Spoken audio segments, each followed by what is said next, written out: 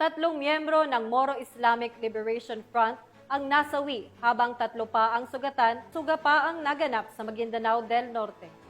Ang detalye ng report mula kay Patsyoluman Bandarlite. Tatlong miyembro ng Moro Islamic Liberation Front ang nasawi habang tatlo pa ang sugatan sa engkwentro sa Barangay Linantangan Sheriff Saidona Mustafa nito lamang 11 na Agosto taong kasalukuyan.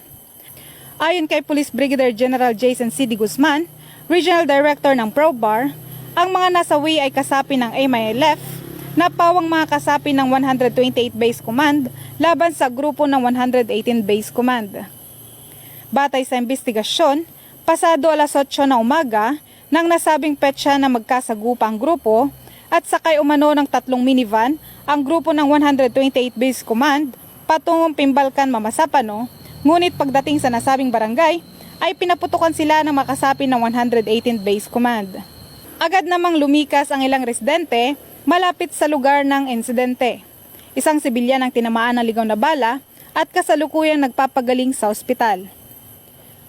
Na-recover mula sa crime scene ng mahigit 100 basyo na iba't ibang uri ng baril.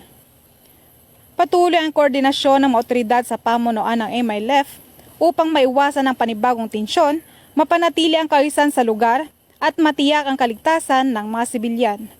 Dagdag pa rito, nagpapatuloy ang investigasyon upang matukoy ang ugat ng alitan ng dalawang panig.